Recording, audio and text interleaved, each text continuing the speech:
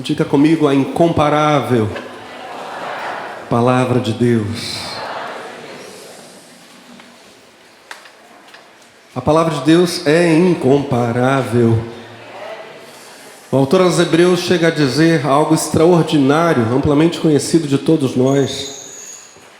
Extraordinário isso. No capítulo 11, verso 2, pela fé entendemos que os mundos, pela palavra de Deus, foram criados.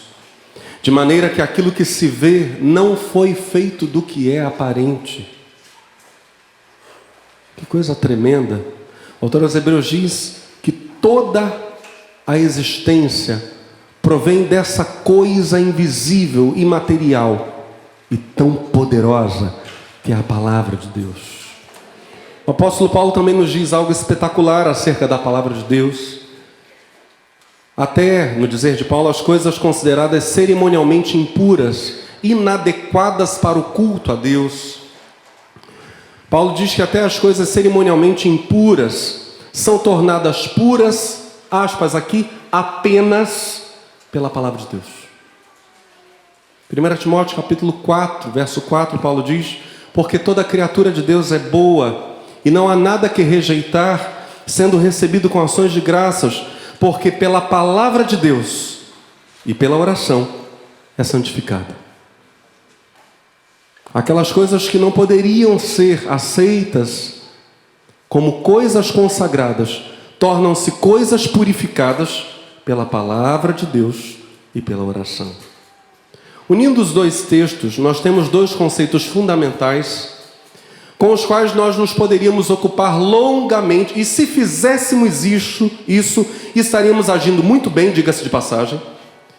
Unindo os dois textos, nós temos dois conceitos fundamentais com os quais poderíamos, repito, nos ocupar longamente.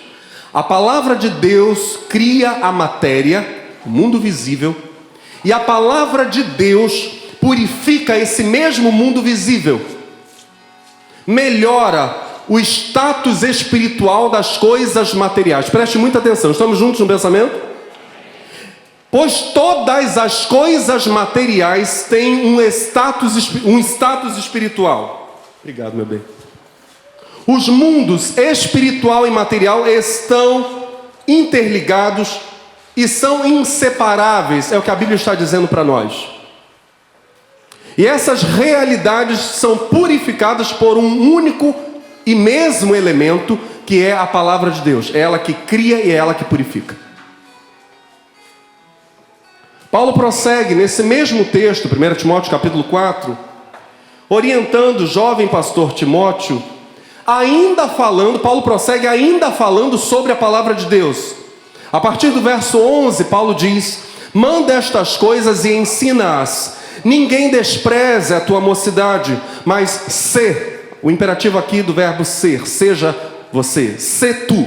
Sê o exemplo dos fiéis na palavra, no trato, no amor, no espírito, na fé, na pureza. Persiste em ler. Vamos dizer isso juntos? Persiste em ler. Paulo prossegue dizendo: persiste em ler, exortar e ensinar até que eu vá. Não desprezes o dom que há em ti, o qual te foi dado por profecia, com a imposição das mãos do presbitério. Medita estas coisas, ocupa-te nelas, para que o teu aproveitamento seja manifesto a todos. Tem cuidado de ti mesmo e da doutrina, persevera nestas coisas, porque fazendo isto te salvarás, tanto a ti mesmo como aos que te ouvem. Paulo prossegue então para um novo conceito. A ideia é: o hábito da leitura persistente da palavra de Deus seria absolutamente importante para o pastor Timóteo. E aqui enumero 4 motivos. Primeiro, era essencial para que as palavras do pastor Timóteo fossem maduras e produzissem amadurecimento nos seus ouvintes.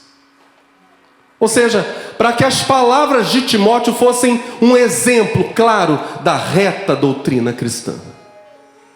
Em segundo lugar, era essencial persistir lendo, persistir no hábito da palavra de Deus Era essencial para que ele, Timóteo, não se tornasse um jovem, olha o que Paulo vai dizer, um jovem que merecesse ser ignorado. Ninguém despreze a tua mocidade. Pode muito bem ser entendido dessa maneira. Não se torne alguém digno de desprezo, porque fala coisas tão incoerentes, tão inadequadas, que não merece atenção. Não seja uma pessoa assim, é o que Paulo está dizendo. Era essencial para que ele, Timóteo, não se tornasse um jovem que merecesse ser ignorado. Ao contrário, que ele se tornasse, no dizer de Paulo, um exemplo para os seus ouvintes de uma pessoa que fala coisas coerentes, porque é justamente uma pessoa faminta pela palavra de Deus.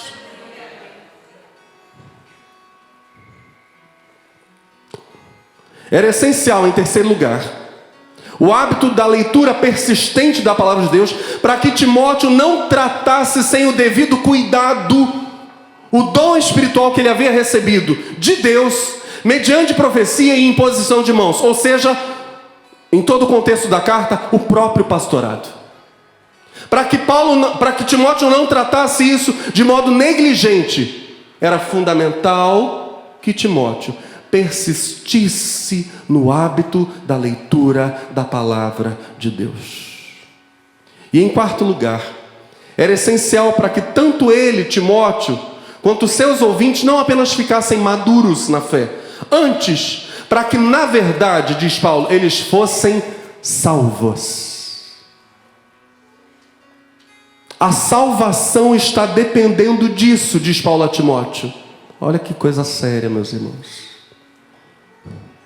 Para que você e seus ouvintes sejam salvos, persiste em meditar, em ler a palavra de Deus. Encha-se dela. Deixa encher você. Porque é essa palavra viva. É isso que os discípulos dizem para Jesus. Senhor, para quem iremos nós? Só Tu tens as palavras de vida eterna. Esse é o poder próprio da palavra de Deus. Só ela é palavra que salva.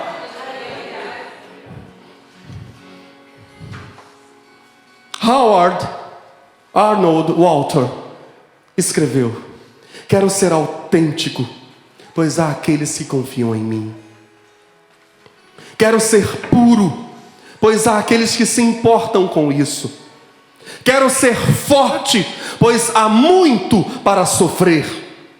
Quero ser corajoso, pois há muito a ousar. 4 elementos Howard Walter cita aqui: autenticidade, pureza, força e coragem.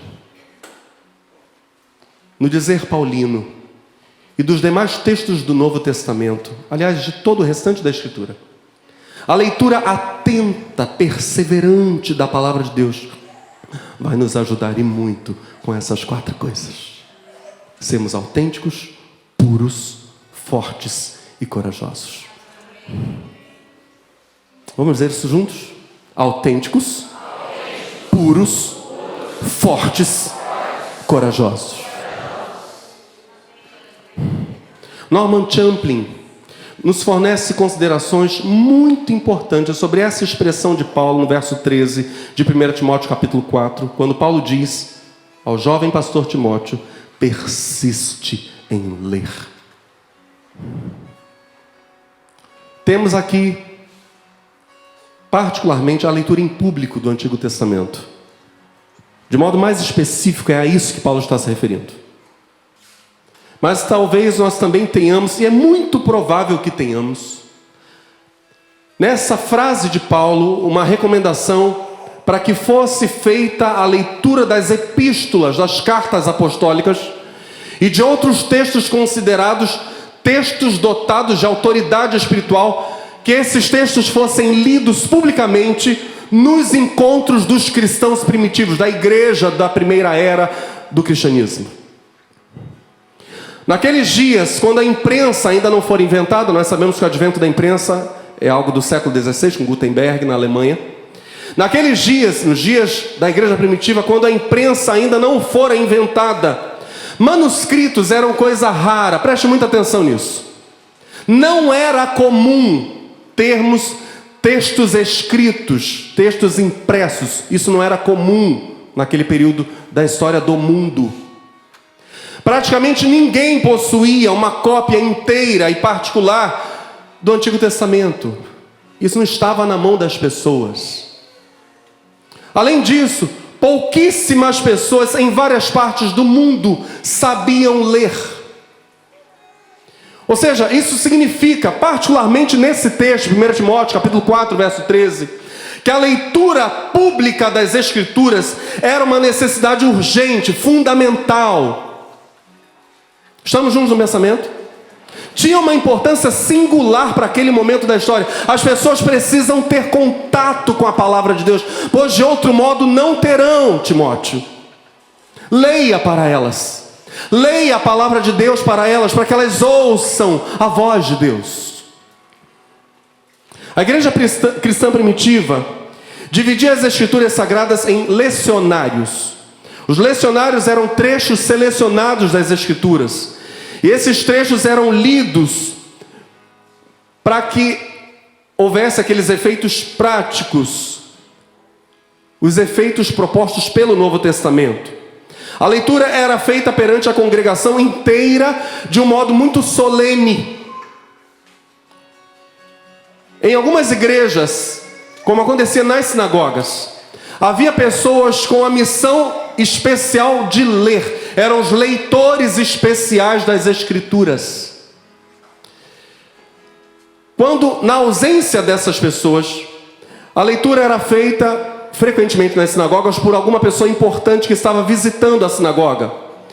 E no caso de uma igreja cristã, o pastor da igreja podia a qualquer momento interromper a leitura para fazer comentários. Em Lucas 4, nós vemos que Jesus foi o leitor especial numa sinagoga judaica. Olha que interessante. Ele estava visitando uma sinagoga e foi dado para ele, ele foi chamado à frente e dado para ele o rolo da lei, no caso um rolo de Isaías, para que ele pudesse ler. Lucas 4, verso 16 diz: E chegando a Nazaré, onde fora criado, entrou num dia de sábado, segundo o seu costume, na sinagoga, e levantou-se para ler. E foi-lhe dado o livro do profeta Isaías. Na sinagoga judaica havia uma norma, um hábito, na verdade um hábito, sobre como era feita a leitura. Normalmente era lida alguma porção da lei de Moisés, ou seja, os 5 primeiros livros da Bíblia, Gênesis, Êxodo, Levítico, Números e Deuteronômio. Outra porção, um pequeno trecho dos profetas, algum texto profético, e outra porção dos livros poéticos, particularmente o livro dos Salmos. Em Atos capítulo 13, nós temos uma indicação muito provavelmente de um pedido para que fosse feita a leitura dos Salmos. Ouça Atos 13, verso 13. E partindo de Pafos, Paulo e os que com ele estavam chegaram a Perge da Panfilha. E eles, saindo de Perge, chegaram a Antioquia da Pisídia e entrando na sinagoga, no dia de sábado, assentaram-se. E depois da lição da lei e dos profetas, lhes mandaram dizer os principais da sinagoga: Varões e irmãos, se tendes alguma palavra de consolação, diga comigo, livro dos Salmos. Se tendes alguma palavra de consolação para o povo, falai. Então, dentro da sinagoga, já havia sido feita a leitura da lei de Moisés, já havia sido feita a leitura dos profetas e o comentário. Restava a leitura de um texto de consolação, possivelmente dos Salmos. E o povo da sinagoga diz justamente isso para Paulo e seus companheiros: vocês têm algo para ler para nós, para trazer para nós. As cartas de Paulo, quando a gente pensa em leitura dos textos do Novo Testamento, muito cedo, muito primitivamente, muito no início do cristianismo, elas passaram já a fazer parte da leitura pública, como sendo escritura sagrada. Vejam, por exemplo, a autoridade pastoral e apostólica que o próprio apóstolo Paulo coloca em algumas de suas cartas. Eu vou citar apenas 2 aqui. E vejamos juntos a importância que Paulo dá à leitura da palavra de Deus. 1 Tessalonicenses 5, verso 27. Olha o que Paulo diz: encarrego a vocês, pela autoridade de Jesus Cristo, de lerem esta carta a todos os irmãos. Leiam isso.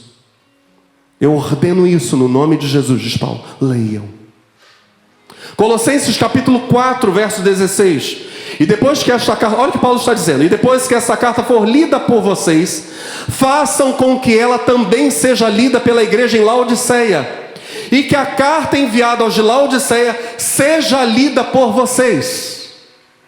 Leiam essas coisas, meditem nisso, porque é coisa que Deus me ordenou escrever para vocês. Leiam, meditem nestas palavras. Os chamados pais da igreja são a geração seguinte aos apóstolos. Depois que os apóstolos morrem, mais ou menos, claro que há variações disso, mas mais ou menos no final do primeiro século, então nós estamos aí lá por volta do ano 95, ano 100. A geração seguinte de grandes líderes do cristianismo é chamada de os pais, a patrística, os pais da igreja. Os chamados pais da igreja, homens como Eusébio, Tertuliano, Justino Marte, uma lista imensa de pais da igreja, deixaram para nós elementos, textos, que mostram que na igreja primitiva eram lidas, nas primeiras igrejas cristãs, eram lidas porções do Antigo Testamento, juntamente com a leitura dos primeiros livros do Novo Testamento. Isso começou mesmo antes de haver qualquer coisa como um Novo Testamento constituído. Ainda não havia a listagem oficial dos 27 livros que compõem o Novo Testamento, mas dizem os pais da igreja, e eu vou ler algumas falas deles aqui, na verdade poucas falas, por causa do nosso tempo, mas eles vão justamente apontar para esse fato. Os textos que já iam sendo escritos pelos apóstolos, ganhavam força e autoridade espiritual, tal e qual os textos do Antigo Testamento. Eusébio, por exemplo, Eusébio de Cesareia, viveu entre os anos 265 e 339 da nossa era. Foi bispo da cidade de Cesareia, é considerado o pai da história da igreja, porque os escritos históricos de Eusébio são fundamentais para a gente entender como era a igreja primitiva. A obra magna dele foi História Eclesiástica, e por causa dessa obra, Eusébio é considerado o primeiro grande historiador do cristianismo. Justino Marte, um teólogo cristão e, evidentemente, mártir, que viveu entre 100 e 165, num de seus livros chamado Apologia. Na verdade, ele escreveu Apologia, livros 1 e 2. No livro 1, capítulo 67, verso 3, Justino, que morreu por amor a Cristo, também um historiador do cristianismo, disse: no dia que se chama do sol, Sunday em inglês, no dia do sol que nós chamamos de domingo, no dia que se chama do sol, celebra-se uma reunião de todos os que moram nas cidades ou nos campos, e aí se leem, enquanto o tempo permite, as memórias dos apóstolos. Detalhe técnico aqui: memória dos apóstolos é o modo como Eusébio de Cesareia se referia aos 4 evangelhos. Mateus, Marcos, Lucas e João eram chamados por Eusébio de memória dos apóstolos. Volto à leitura.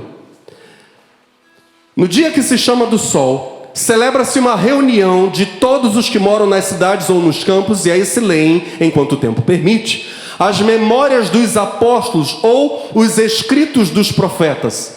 Quando o leitor termina, o presidente faz uma exortação e convite para imitarmos esses belos exemplos. Isto posto, voltemos à fala de Paulo a Timóteo, em 1 Timóteo 4, verso 13, quando ele diz: persiste em ler. Embora, como nós já vimos, o sentido primário dessas palavras seja a leitura pública das Escrituras, embora, como vimos, o sentido primário disso seja mesmo de que maneira os pastores deveriam se mostrar fiéis no cumprimento da atividade eclesiástica, que era essa coisa chamada leitura pública, Há uma consequência inescapável dessa fala de Paulo. Todos, preste muita atenção, todos os verdadeiros cristãos, todos no desejo de serem instrumentos de Deus na vida de outras pessoas, dedicarão tempo à leitura, à escuta, à meditação nas Escrituras. Eles levarão isso muito a sério. Eles amarão ouvir a santa explanação do Evangelho. Objetivamente é a isso que Paulo está se referindo aqui. E amarão parar e meditar. Malala Yousafzai, uma jovem paquistanesa, nasceu em 1997. Hoje, então, está com 24 anos. Ela foi a pessoa mais jovem laureada com um prêmio Nobel. Em 2014 foi feito o anúncio do prêmio. Malala estava com 17 anos. Ela é conhecida principalmente pela defesa dos direitos de as mulheres paquistanesas terem acesso à educação, poderem ir para a escola.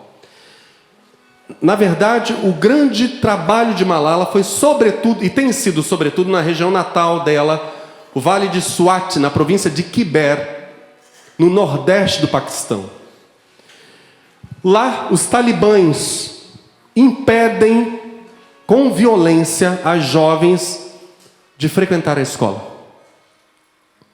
Na tarde de 9 de outubro de 2012, Malala estava com 15 anos, entrou numa van escolar na província de Khyber e sofreu um atentado do grupo TTP, Tehrik-Taliban Pakistan. Esse grupo também é chamado de Talibã paquistanês. Um homem armado entrou na van, chamou Malala pelo nome, apontou para ela uma pistola e disparou 3 tiros. Uma das balas atingiu o lado esquerdo da testa dessa menina, percorreu a pele ao longo da face, foi até o ombro dela, lado esquerdo, foi até o ombro. Nos dias que se seguiram a esse ataque, Malala ficou inconsciente em estado gravíssimo, mas por uma ação sobrenatural. A sua condição clínica melhorou e ela foi transferida para o hospital em Birmingham, na Inglaterra. No dia 12 de julho de 2013, quase um ano após o atentado, Malala comemorou seu aniversário de 16 anos, dando discurso na Assembleia da Juventude, no prédio da Organização das Nações Unidas, em Nova York, Estados Unidos. Cito a fala de Malala: vamos pegar nossos livros e canetas. Eles são nossas armas mais poderosas. Uma criança, um professor, uma caneta e um livro podem mudar o mundo. A educação é a única solução. Nós precisamos adaptar a fala de Malala Yousafzai, porque talvez conhecemos algo que Malala, por enquanto, ao que parece, não conhece. Adaptando a fala, diríamos assim: vamos pegar nossos livros e canetas. A palavra de Deus é nossa arma mais poderosa. Discípulos e discipuladores munidos da palavra de Deus podem mudar o mundo. A palavra criadora e santificadora é a única solução. Não é a palavra dos homens, não se engane. É a palavra de Deus. Mas a pergunta que precisamos fazer agora é: do que propriamente estamos falando nesta noite? Preste muita atenção. Do que estamos falando? não é de agora, não é de hoje, que a velha crítica cética iguala as Escrituras a qualquer outro texto de inspiração meramente humana. Não é de agora essa crítica. Mas não é deste modo que nós, por exemplo, como cristãos, nos referimos à Bíblia. O texto do Novo Testamento é oferecido para nós como um relato especialíssimo. O Novo Testamento é a própria base da fé cristã. Preste muita atenção nisso, porque isso é fundamental para a compreensão da segunda parte desta mensagem. Estamos juntos? Vou repetir. O Novo Testamento é a base da fé cristã. O cristianismo apresenta até mesmo a cruz de Cristo, por meio de palavras que chegaram a nós na forma de um texto. Como sabemos a respeito da cruz? A preciosa e poderosa cruz de Cristo, por meio de um texto. Essas palavras chegaram até nós, registradas como palavra escrita. Por isso, nós nos lembramos, por exemplo, de João 20:31. Texto em que João fala o porquê de alguns dos milagres de Cristo terem sido registrados num texto escrito. João 20:31, de acordo com a Portuguese New Testament Easy to Read Version, versão fácil de ler, a Bíblia diz: estes, porém, foram escritos para que vocês acreditem que Jesus é o Messias, o Filho de Deus, e para que, acreditando, tenham vida pelo seu nome.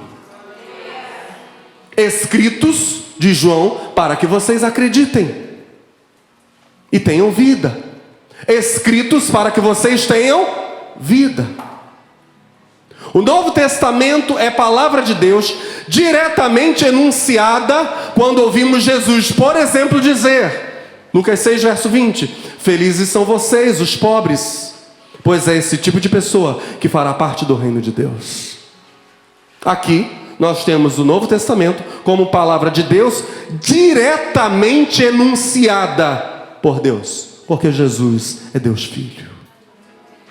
Mas, como afirma o nosso querido Michel Henry, cristão, filósofo francês, é Cristo quem fala. Mas nas demais narrativas do Novo Testamento, quando se fala de Cristo, quando se diz que Cristo está falando, é Cristo quem fala. E mesmo quando se cita as palavras de Cristo, é Cristo quem fala. Mas, diz Henry, sua palavra não nos atinge, senão no relato que disso fazem Mateus, Marcos, João e Lucas, nos textos do Evangelho. Ou seja, a crítica de Henry, e aqui ele não é cético, ele fará essa crítica para desenvolver algo a favor da veracidade da palavra. A Escritura se apresenta a nós, o que ele está dizendo é, a Escritura se apresenta a nós como palavra humana. Nós não temos aqui palavras numa linguagem incompreensível para nós, absolutamente divinas. Nós temos palavras humanas. É a palavra de Deus dada a nós como palavra humana. E como palavra humana, olha o que eu vou dizer para você agora. Na verdade, vamos dizer. Como palavra humana, qualquer palavra é incapaz de estabelecer, de fundamentar essa realidade diferente da sua, que é Deus mesmo falando e não os homens.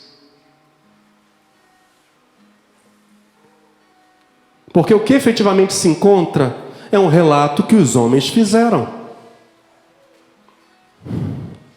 Os homens estão falando a palavra de Deus, mas o que chega para nós são os homens falando essa palavra. O que eu quero ressaltar de cara é que mesmo quando os homens falam a palavra de Deus, falam a sua própria palavra humana, necessitando de algo mais. Estou falando inclusive sobre esta pregação. Aqui agora está sendo pregada a palavra de Deus. A palavra de Deus está sendo anunciada. Na verdade, Deus está falando, usando palavra humana. Por isso, a palavra humana precisa de algo além dela mesma. Estamos juntos? Porque senão ela é apenas humana. A ética cristã, o conjunto de ações guiadas pelo Novo Testamento, tem uma vantagem enorme sobre a ética do Novo Testamento. A ênfase do Novo Testamento é uma ação movida pelo amor, uma ação que ultrapassa em muito a linguagem e o mandamento. O texto do mandamento apenas está ali para falar do espírito que o move. A ética do cristianismo não se baseia na forma da lei ou do mandamento. A ética do cristianismo, a conduta cristã, se baseia exclusivamente nessa essência da lei e do mandamento, que é o amor. Ou seja, nós poderíamos dizer tranquilamente que a ética do cristianismo é ética baseada no movimento, um movimento divino. A vida divina operando no crente, o movimento da vida absoluta. Com isso, eu não estou invalidando a ética do Antigo Testamento. Ela é valiosa. Ela diz o que é certo e o que é errado. O conjunto de regras do Antigo Testamento. Só não é potente para produzir aquilo que ela exige. Ela prescreve, mas é impotente. A antiga aliança, e esse é o detalhe do texto do Antigo Testamento, a antiga aliança ressalta, por meio da sua ética, que é correta, a incapacidade humana de cumprir a palavra. Enquanto a nova aliança enfatiza a ética regida pelo Espírito por detrás da lei e do mandamento. Com isso eu estou introduzindo a necessidade que a palavra tem, mesmo sendo palavra de Deus, dada como palavra de Deus por meio de um ser humano, de algo mais, para que de fato ela seja recebida como palavra de Deus. Essa ideia, por exemplo, aparece em 1 João capítulo 2. Queridos amigos, eu não estou lhes escrevendo um mandamento novo. Ele é um mandamento antigo, que vocês tinham desde o princípio. Esse mandamento antigo é a mensagem que vocês ouviram. Então, o que ele está apresentando é um mandamento novo ou antigo? Antigo. Novo ou antigo? Antigo. Olha o que ele diz no verso seguinte. Contudo, o mandamento que eu lhes escrevo é novo. Eu estou lendo 1 João capítulo 2, versos 7 e 8. Ué, João, você está bem? Que isso? Que fala é essa? Esse mandamento antigo, ele diz no final do verso 7, é a mensagem que vocês ouviram. Contudo, o mandamento que eu lhes escrevo é novo. Eu não estou dizendo algo novo, não. Estou dizendo algo antigo. Mas essa coisa antiga que eu estou dizendo é nova. Entendeu? Este mandamento é verdadeiro e a sua verdade é vista em vocês, assim como foi vista em Cristo. Agora ele explicou para nós. A fé em Cristo é o que João está dizendo.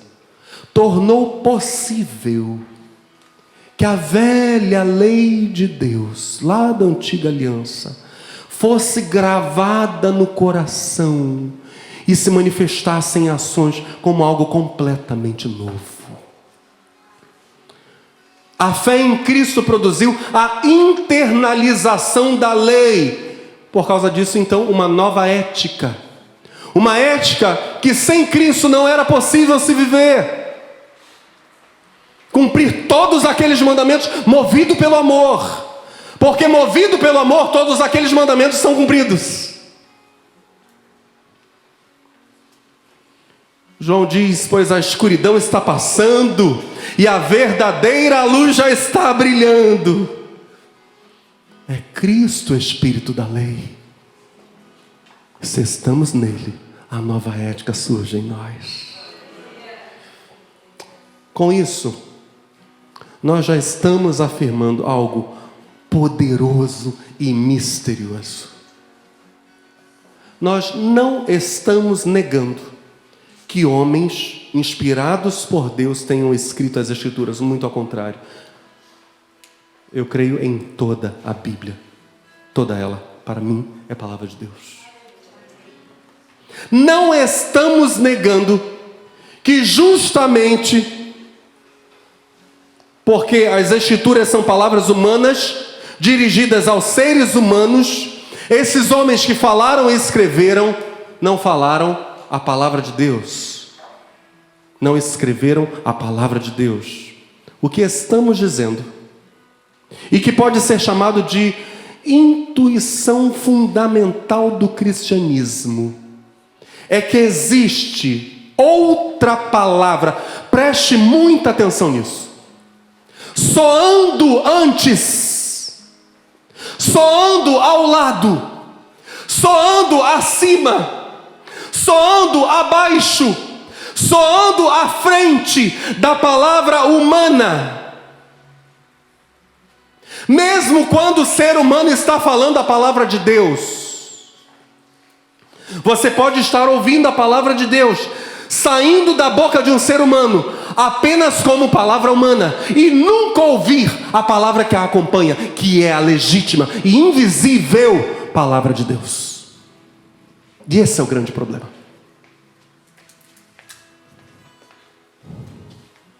A outra palavra, na leitura bíblica não é diferente. Você lê o relato de homens falando em palavras humanas, e se não ouve e não vê a palavra que está acima, que está abaixo sustentando, que está ao lado, que vem antes, que está à frente, você não ouve Deus.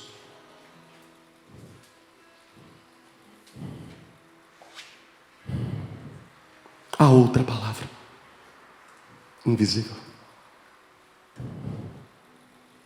Justamente porque ela fala diferente, deve ser entendida de modo diferente do modo como se entenderiam meramente as palavras humanas. Você vai ler essas palavras, mas vai entender de uma forma diferente.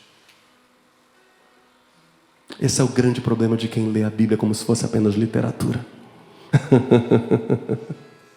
Vê apenas as palavras humanas, vê apenas questões de estilo, construções frasais, apenas isso e nada além disso.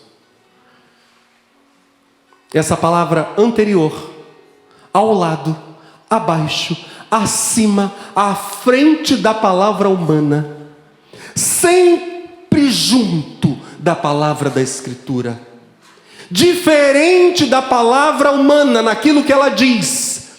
Presta muita atenção, repito, diferente da palavra humana naquilo que ela diz, diferente no modo como a palavra humana deve ser entendida. Essa outra palavra é a incomparável palavra de Deus. É a respeito dessa natureza distinta da palavra de Deus que Jesus, nada mais, nada menos que Jesus disse em João 18, verso 37. Pilatos disse: então você é um rei? Jesus respondeu: o Senhor está dizendo que eu sou o rei? Foi para falar sobre a verdade que eu nasci, e foi por causa disso que vim ao mundo. Todos, olha a fala de Jesus, todos os que estão do lado da verdade ouvem a minha voz.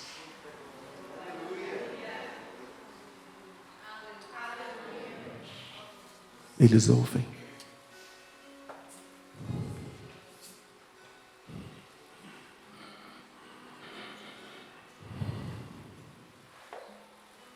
Eis a palavra, que não se ouve como nenhuma outra, pois não fala como nenhuma outra. Eis a palavra que mesmo quando soa retumbante no alto da montanha, não possui, na verdade, som algum. Eis a palavra que não é de modo nenhum ilusória, que em nada se assemelha simplesmente à imaginação. Ao contrário, é ela e somente ela a origem de tudo que existe, a origem de todo o universo. Eis a palavra que sempre soa quando se lê as Escrituras, mas que só pode ser plenamente ouvida por aqueles que com um coração sincero no dizer de Jesus amam a verdade. Eis a palavra que dá provas de si, de sua potência absoluta, de sua origem completamente sem igual, pelos efeitos poderosos que ela produz. É a palavra de Deus. E nós perguntamos, qual a origem dessa palavra? E a resposta simples é, não tem origem alguma. Ela é anterior a todas as coisas. Portanto, todas as coisas vêm depois dela. Todas as coisas são sua consequência. No princípio, antes de existir qualquer coisa, a palavra já existia. João 1, verso 1. A palavra estava com Deus. A palavra era Deus. Aquele que era a palavra estava no princípio com Deus. Por meio dele tudo que existe foi criado. Não existe nada que não tenha sido feito por ele. Santo Agostinho tem um dilema justo, muito justo o dilema de Agostinho. Quando ele pensa na criação do universo, ele diz: ó Deus, se foi portanto por meio de palavras soantes, com som, palavras transitórias, que disseste que fossem feitos os céus e a terra, e se assim os criastes, conclui-se que já antes do céu e da terra existia matéria, por cujas vibrações aquela voz pôde correr no tempo. Ou seja, Agostinho diz, isso é contraditório, é impossível. A palavra que cria a matéria é palavra sem som, é palavra que não se propaga em meio algum, porque a palavra sonora, o som que nós conhecemos, a palavra, não se propaga no vácuo. Isso é uma das leis da física. Não há som no vazio. Santo Agostinho está nesse dilema e diz: Senhor, essa natureza da tua palavra é uma outra coisa. Louvado seja o nome do Senhor. Agostinho finaliza dizendo: porém, nenhum corpo existia antes do céu e da terra, ou se existia, vós o tinhais certamente criado, sem ser por meio de voz transitória. É lógico. Então, quando se diz haja luz, não há som algum. Essa palavra é de uma outra natureza. Não há meio pelo qual se propagar essa palavra. É ela que vai criar a matéria. Não há matéria ainda. Nós encerramos nessa análise com a seguinte pergunta: qual é a natureza dessa poderosa, incomparável, inigualável palavra de Deus? Que só quem ama a verdade pode ouvir. Talvez você esteja ouvindo agora a pregação apenas como a voz de um homem, e você não está entendendo o que Deus está falando. O teu ouvido está até selado. A minha oração é que os ouvidos sejam abertos.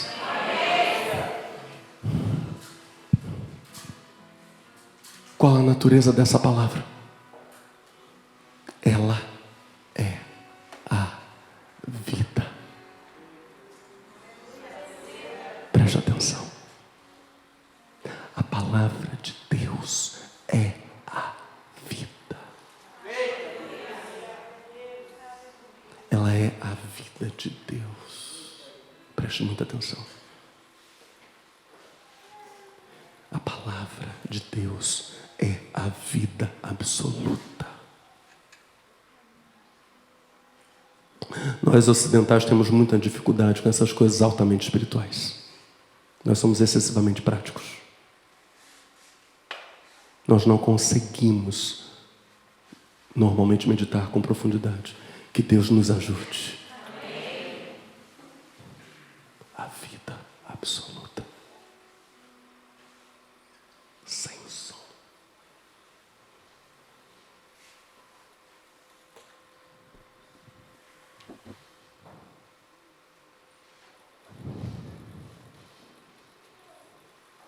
pode se manifestar por meio de palavras sonoras, mas a sua natureza própria é outra. É outra coisa.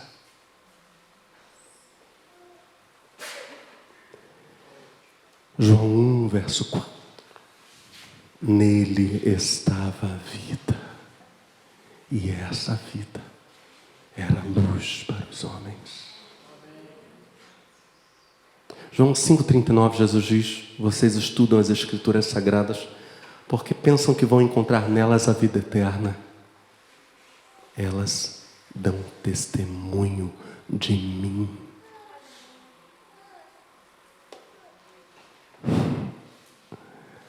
Vocês olham para o texto para ouvir Deus e para receber a vida eterna. Eu sou a voz de Deus, eu sou a vida eterna. É Jesus quem está dizendo isso. Eu sou a palavra.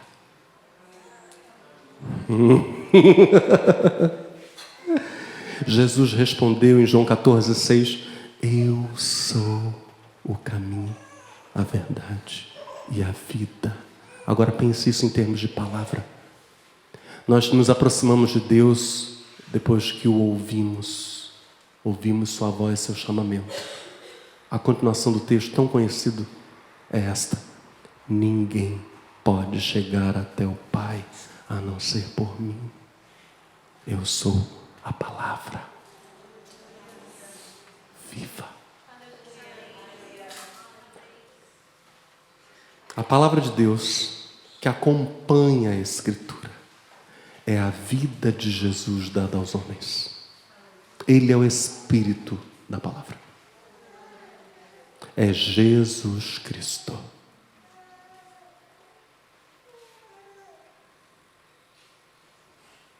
Todos os que amam a verdade se encontram com Cristo ao lerem ou ao ouvirem as Escrituras.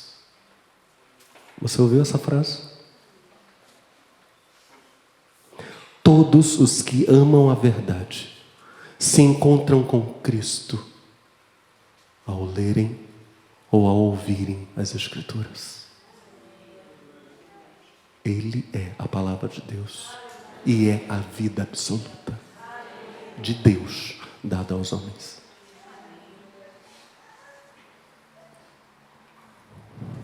Encontremos-nos com Ele todos os dias. Vivamos a vida de Deus. Que essa palavra nos recrie e nos purifique. De fato, como diz Hebreus capítulo 4, verso 12, a palavra de Deus é viva e eficaz, mais penetrante do que qualquer espada de 2 gumes. Penetra até a divisão da alma e do espírito, das juntas e medulas, e é apta para discernir os pensamentos e intenções do coração, e não há criatura alguma encoberta diante dele. Antes, todas as coisas estão nuas e patentes aos olhos daquele com quem temos de tratar. Preste atenção na mudança do texto. O texto começa falando sobre palavra e termina falando sobre pessoa, porque são a mesma coisa. O encontro com a palavra de Deus é o encontro com Jesus de Nazaré, por meio da Escritura. Medite nele. Vamos juntos mergulhar nessa palavra viva. Que Deus nos abençoe.